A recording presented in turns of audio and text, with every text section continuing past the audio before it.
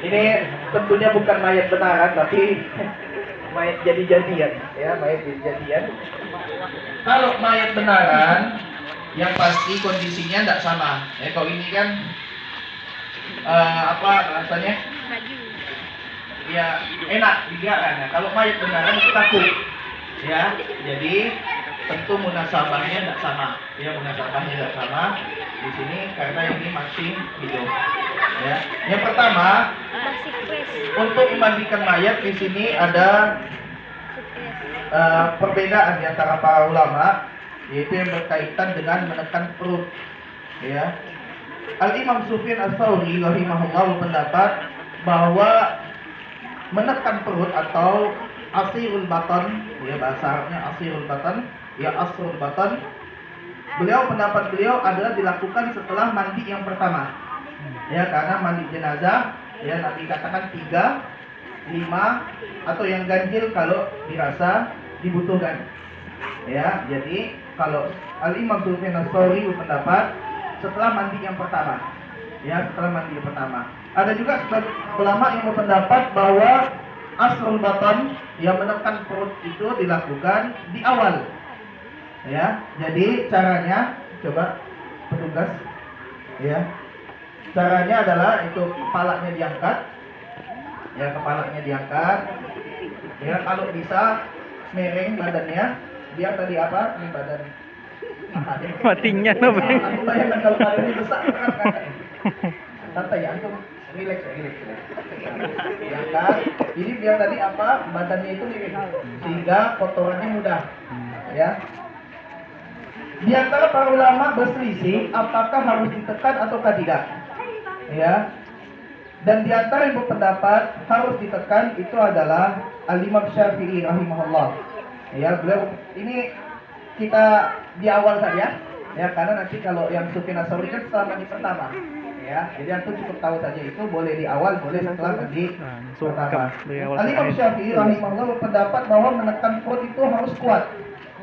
Ya, kuat dalam artian yang tidak menyakiti mayit itu sekiranya dia masih hidup.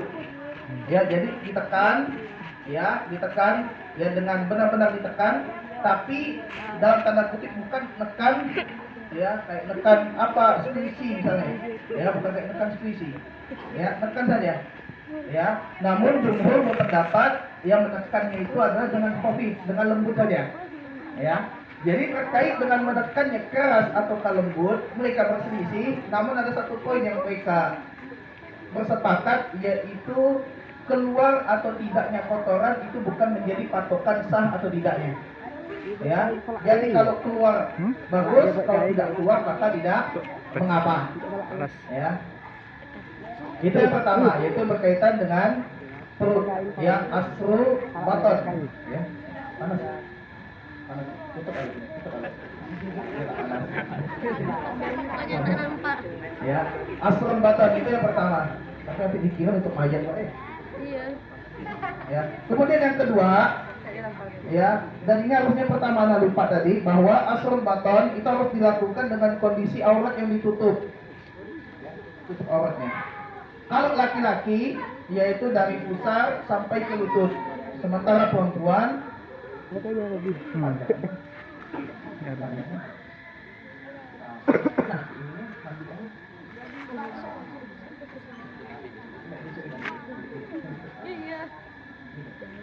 panjang aja nanti makin panjang makin susah tuh ininya gosoknya.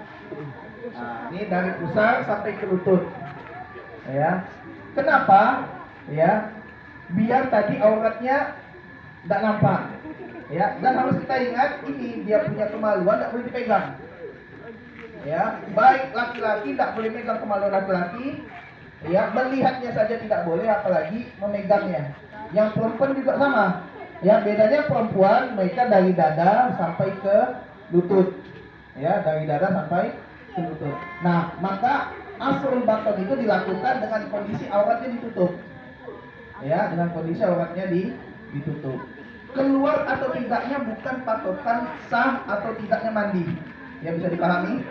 Ya, jadi tekan, ya, yang jumhur pendapat digusap saja, ya, tekan lembut, ya. keluar atau tidaknya bukan jadi patokan. Ya, kemudian yang harus kita ketahui bahwa mandi jenazah ini adalah mandi janabah. Ya, karena para ulama katakan mati itu termasuk diantara junub. Ya, mati itu termasuk junub. Ya, maka mandi ini hakikatnya adalah mandi junub. Ya, maka tata cara pelaksanaannya pun sama dengan bagaimana kita mandi junub. Ya, atau kan ini rata-rata sudah balik. Ya, rata-rata kecuali anak SD mungkin belum. Ya, abang-abang yang sudah balik atau kakak-kakak yang sudah balik tentunya tahu cara mandi junub. Nah, yang pertama yang dilakukan adalah mencuci tangan. Ini tangannya. Dikeluarkan aja. Nah, ini ya. Ya, cuci tangan dulu. Tangan apa dulu? Kanan atau kiri? Kiri dulu. Kanan dulu. Ya, kanan dulu. Tangannya dicuci. Dicuci. Nah, tangan cuci. Tangannya, biar Terus ya, digosok tangannya, dibersihkan. Ya, dan cobanya basahin. Ya. Dipastikan bersih sela-selanya dibersihkan. Ya, sela-selanya dikenakan air. Dipastikan kena air. Ya, karena Nabi katakan apa? Wailun lil aqabi minan nar. Hati-hati. Ya, kalau ada bagian tubuh wudhu yang tidak kena air. Sudah tangan, ya, kemudian kumur-kumur. Ya, kumur-kumur, mayat tak mungkin bisa. Ya, bagaimana kemasukan air tiba-tiba nyembur. Nah, itu sama mayat hidup. Ya, karena tidak mungkin bisa, ya, maka tadi antum bisa pakai kain, ya, bisa pakai hilqah atau kain, ya, ini kasih air, kemudian, nah ini mulutnya bisa dibuka mayat itu, nah digosok-gosok, ya, digosok-gosok mulutnya, ya, digosok, dibersihkan, ya, dibersihkan mulutnya, kemudian hidungnya juga, ya, makanya ada katembatnya nggak? Ketempat. Udah. Nanti katembat, kalau ada katembat, nah itu dipakai untuk hidungnya, ya, dibersihkan kotorannya, ya, dibersihkan kotorannya hidungnya itu, ya. Setelah hidung baru muka, ya, muka kayak uduk biasa, ya, kayak uduk, ya. Sebelum tadi cuci tangan, ya. Di sini anak ada yang kelupaan, yaitu membersihkan kemaluan. Anak kelupaan yaitu membersihkan kemaluan. Ya, bersihkan tangan. Setelah membersihkan tangan, dilanjutkan dengan bersihkan kemaluan. Nah, terkait kemaluan, kita kan tidak boleh memegang. Ya, Syekh Utsman Al-Khamis, ya, hafizahullah taala, beliau termasuk di antara ulama yang tidak setuju penggunaan sarung tangan.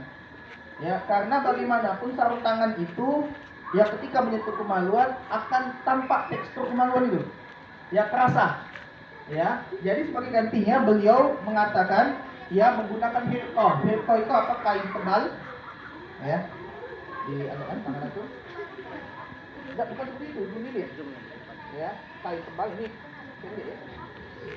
Tangan kita masuk. Harusnya lebih tebal kainnya.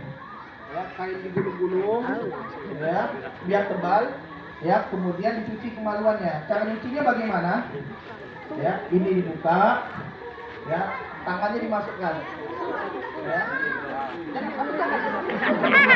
boleh, nampak, ya, jadi, ya, ini, Ada yang dewasa ya. ini kalau Lagi bersedih nih. nah, jadi, ya, ini, ya. Nah, ini dimasukkan dari bawah, ya, dibasahin, kemudian digosok-gosok pakai hilqah tadi. Jangan pakai sarung tangan. Kalau sarung tangan terasa, ya, terasa. Ini apa nih? Nah, terasa. Ya, jadi pakai hilqah. Ya, pakai kain, ya, digosok-gosok, ya, dibersihkan, ya, kemaluannya, ya, dibersihkan kemaluannya. Ya, termasuk juga kalau mau dibersihkan tadi pantatnya juga boleh, ya, sekalian, ya. Kalau sudah, baru tadi kumur-kumur, ya, hidung dan tangan, hidung dan mulut, ya. Setelah itu baru wajah, ya, wajah, ya, bersihkan wajahnya, bersihkan wajahnya. Ya, baru tangan. Ya, tangan dari kanan dulu seperti wudhu, bersihkan tangannya. Ya, sudah siap basah katanya tadi. Ya, tangannya dibasahkan sama seperti orang wudhu. Ya, dibasahkan, dibersihkan. Ya, dipastikan semuanya kena. Ya, dipastikan semua tangannya itu kena air. Ya. Kanan dulu, ya jangan sama-sama ya. Ya, kanan harus tangan kanan dulu. Ya. Sudah tangan, baru tangan satunya. Nah, dibersihkan tangannya. Tidur sih. Tidur dia tu. Tidur dia. Kena bis ke? Abang, dia tidur ni bang. Nah, setelah tangan, ya, rambut, rambutnya diusap kayak wudhu biasa. Ya, diangkat kepalanya, dia kena belakangnya. Nah, rambutnya dibasahin, ya, dibasahin, seperti dia wudhu dibasahin. Ya, rambut, kemudian telinganya, ya sama seperti wudhu. Ya, nah, setelah di sini, ya setelah rambut dan telinga, ya pada hadis Aisyah yaitu dilanjutkan dengan kaki. Ya, adapun pada hadis Maimunah, ya salah satu dari istri Nabi radhiyallahu taala anha, ya setelah rambut, ya itu langsung dimandikan. Kaki nanti setelah selesai mandi baru kakinya. Ya, karena Nabi pada hadis Maimunah, ya Nabi ketika rambut, ya selesai rambut dan telinga, ya tanah, ya Nabi menghindar dari tempat wudhu. Ya, lalu ketika dekat pintu keluar, ya beliau bersihkan kakinya. Ya, jadi untuk hadis Maimunah kaki diakhirkan. Tapi kalau untuk hadis Aisyah radhiyallahu taala anha langsung kakinya. Ya, setelah rambut langsung kaki. Ya, kita pakai hadis Aisyah saja karena ini yang ma'ruf dipakai di masyarakat. Ya, silakan bersihkan kakinya. Kaki kanan dulu. Nah, kaki kanannya. Nah, di sela-selanya jangan lupa dibersihkan. Ya. Kalau ada kaki-kakinya boleh lah dibersihkan sedikit, gitu kan? Bersih. Nah, lanjut dengan kaki kanannya. Kaki giginya.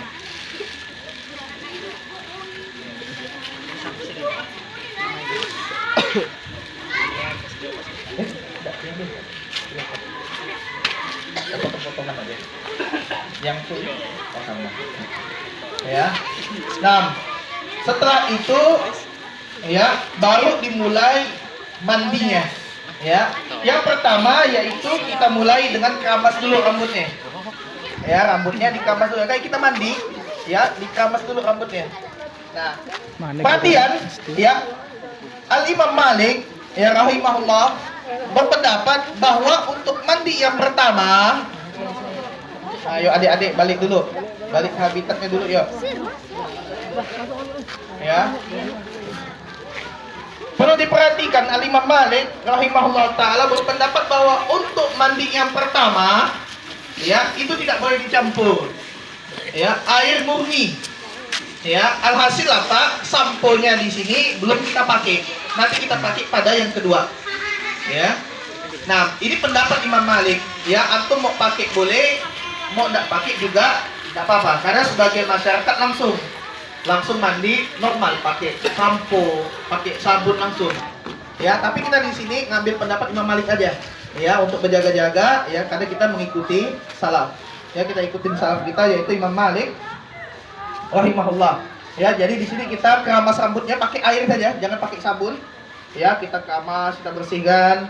Ya, tentunya ini berbeda dengan saat wudhu, ya karena wudhu kan cuman mashu. Ya, kalau ini kita mandi, kita gosel. Ya, kita bersihkan. Ya, kalau ada tombenya kita bersihkan, gitu kan? Kita bersihkan rambutnya. Ya. Nah, lalu kalau sudah, ya kita bilas kan, ini enggak apa ya, itu nih, nah, kita bilas rambutnya. Masih hidup kan? Masih hidup. Buang air.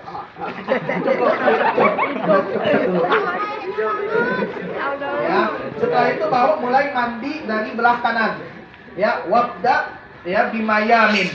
Ya, mulai dengan mandi belah kanan yuk. Silakan mandi kanannya. Ini tetap ya. makanya nanti pilih kain bukan kain yang anti air, ya, atau parasut, jangan. Tapi pakai kain yang memang dia nyerap. Nah, kayak ini kan nyerap air nih. Jadi walaupun air kelewat dia tetap masuk. Tapi untuk jaga-jaga boleh kita buka, kita siram. Ya, silakan. Kanannya dulu. Ya, jangan depannya dulu ya. Depannya dulu. Nanti kanan Bang, kanan. Nah, kanannya dulu. Ya, sampai bawah kanannya dulu. Ya. Nah, masyarakat umumnya ya, karena nanti antum juga berbaur dengan masyarakat. Umumnya masyarakat di sini setelah dibasahin langsung disabun. Ya. Tapi kita di sini karena kita menggunakan pendapat Imam Malik, yaitu yang pertama cuman air saja, maka kita air saja. Ya, setelah selesai semuanya baru diangkat belakangnya sekarang. Nah, belakang kanannya. Nah, ini kan tutup nih. Ya. Satu orang lagi mana? Bi, sini Bi. Bantu Bi. Yang tenaganya kuat. Kanannya dulu. Baik. Ya. Udah, ini ya dibasahin, pastikan pantatnya kena. Jangan diintip ya, langsung intip. Ya, jangan diintip, penasaran langsung nengoknya.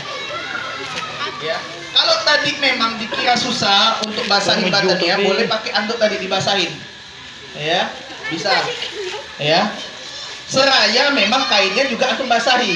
Ini dalam bab apa? Dalam bab untuk keyakinan saja. Ya, semakin yakin, ya, menghilangkan keraguan. Ya, di samping kainnya ini sudah nyerap air, ya, antum boleh pakai kain tadi atau basahi untuk gosok belah kanannya. Ya, dalam rangka apa? Dalam rangka untuk menghilangkan keraguan. Ya, setelah kanan dilanjutkan dengan kiri. Silakan.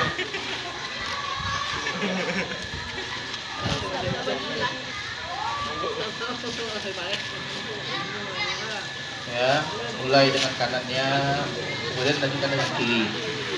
Ya, kalau sudah belakangnya.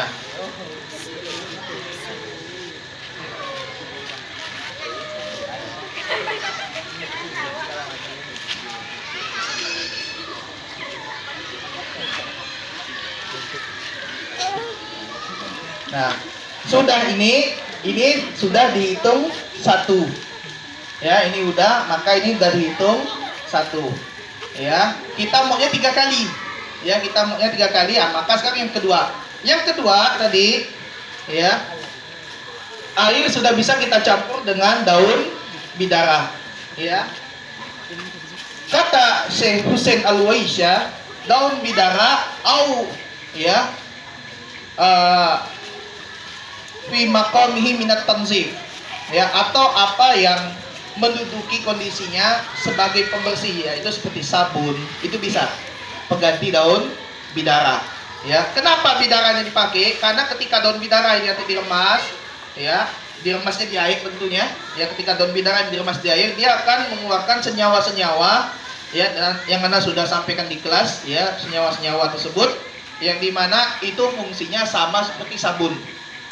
Ya, fungsinya itu mengangkat kotoran sama seperti sabun. Ya, maka nanti ini diremas-remas, ya, di air tentunya sampai dia mengeluarkan lendir. Ya, tentunya kalau kita gini tidak keluar, ya mungkin, ya, tapi kalau dengan air kan dia keluar ekstraknya keluar. Ya, ekstrak daun bidaranya keluar. Ya, seperti itu. Nanti dicampur dengan air, ya. Dicampur dengan air tentunya dibuat ya untuk bilas ya. Ya, dicampur dengan air, ya, boleh campur dengan air. Nah, gayung pun boleh ya, kan sikit kan cek-ceknya doang. Nah, dicampur dengan air. Nah, ini baru mandi yang kedua. Ya, silakan mandi air bidaranya kanan dulu, silakan. Daunnya jangan, nggak sama daunnya nanti masuk hidung dia pula. Ya, airnya aja ya, daunnya enggak. Ya, air daun bidara. Daun bidara ini skincare ya, termasuk skincare ini. Ya, jadi aman. Yang enggak boleh itu air kapur. Anda baru tahu ternyata air kapur itu enggak boleh untuk orang yang masih hidup. Ya, jadi mumi ya, Dok. Ya.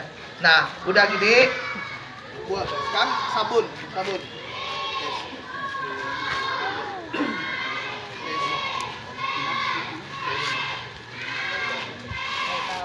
Atuk lah.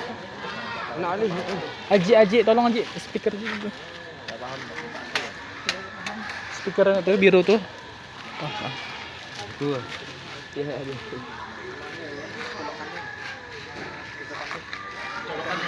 Tes.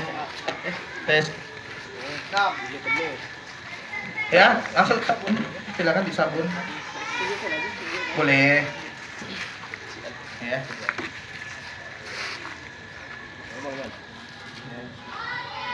Nah, sekarang sabun.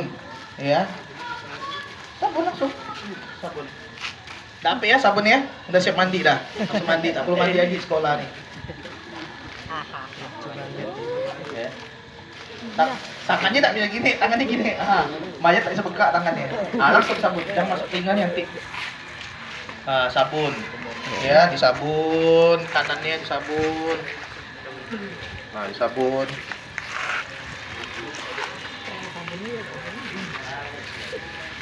Ya. Ini belakangnya jangan lupa. Ini jangan lupa ya. Ini yang kena sabun kainnya doang nih. Dalamnya tak kena. Jadi nanti pakai kain itu sabun, ya digosok-gosok. Ya, pakai kain hirkoh tetap pakai hirkoh. Ya, atau bisa juga pakai ini, pakai apa? Tahu enggak antum busa sabun yang jaring-jaring itu? Nah, itu kan insya Allah enggak terasa ini. Intinya tadi tak terasa tekstur kemaluan itu. Ya, tekstur kemaluan itu enggak terasa oleh tangan. Ya. Masuk. Itu kepedean andok nih, tapi enggak apa kan cek-ceknya. Belakangnya jangan lupa, ya bokongnya jangan lupa disabunin. Ya makanya pakai hirko tadi biar antum tak jijik juga.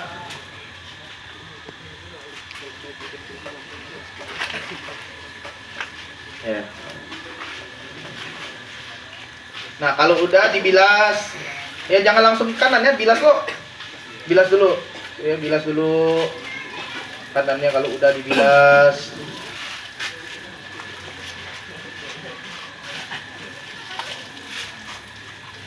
Ya. Nah, kalau udah langsung ke kirinya. Ya, ke kirinya lanjut. Udah langsung air biasa aja. Kan contoh aja tadi. Ya, air biasa. Ini anggap air bidara ya, cek-ceknya.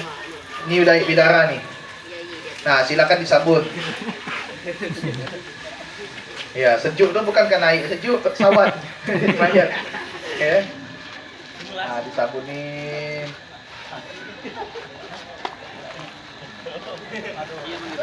Ya, diangkat badannya. Ya, sama juga untuk akhwat. Ya, akhwat. Ya, payudara mayit nggak boleh dipegang. Tetap pakai hirqoh. Ya, tetap pakai kain itu. Ya, karena itu juga termasuk bagian yang ya malu, ya atau kemaluan. Ya, termasuk yang malu.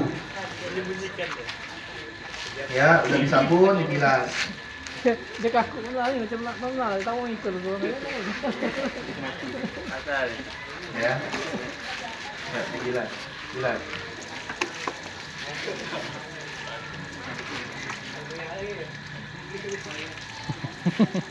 Jangan muncul ke siram begini.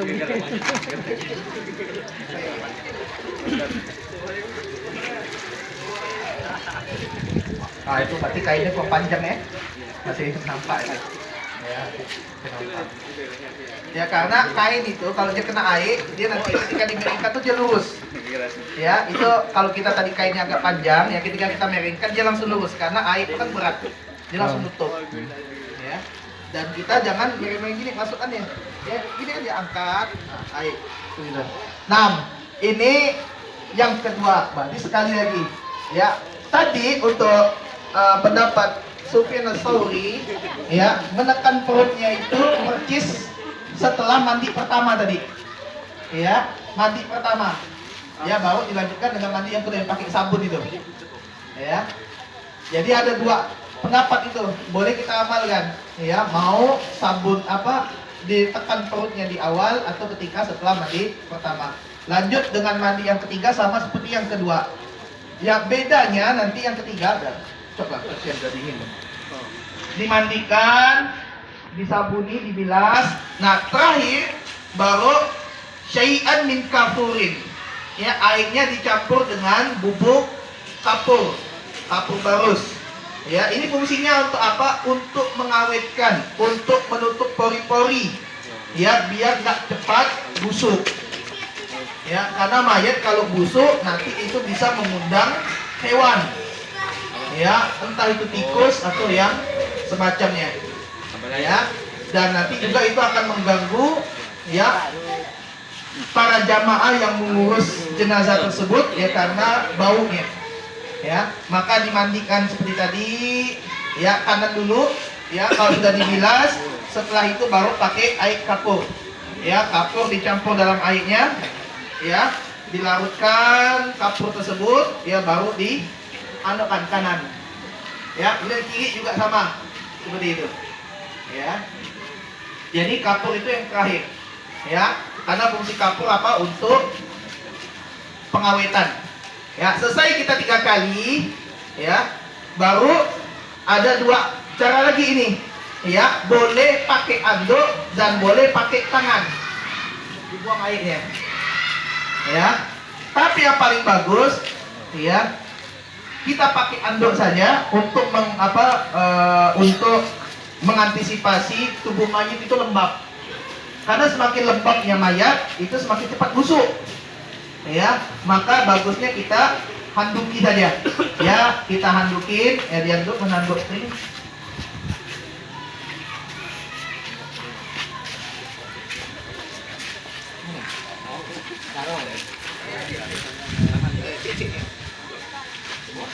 Lapang nih.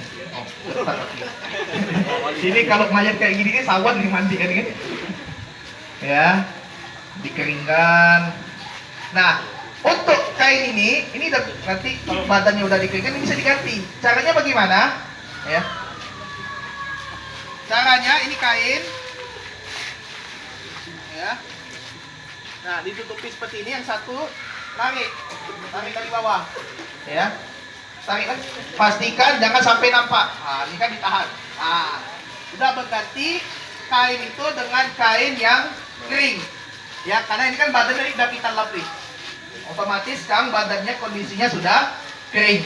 Nah, karena sudah kering seperti ini, ya bisa kita lakukan amalan-amalan sunan fitrah. Ya, amalan-amalan sunan fitrah. Ya, bisa kita lihat kukunya tadi. Ya, kukunya panjang enggak? Oh, ini udah pendek dah kukunya. Ya, kalau panjang tadi dipotong.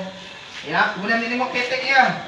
Bulu enggak? Ali. Ya. Mesin Maka dijelaskan oleh Syekh Al-Uwaisya, dilakukan amalan sunan fitrah yang tak boleh itu adalah mencukur bulu kemaluan. Ya, karena ini aurat, ini rahasia mayit. Ya. Mau lebat atau tidaknya bulu kemaluan mayit itu tetap menjadi rahasia. Ya. Karena tadi kita pakai hirqah, kita tidak tahu ada atau tidaknya bulunya. Ya, bisa dipahami? Ya.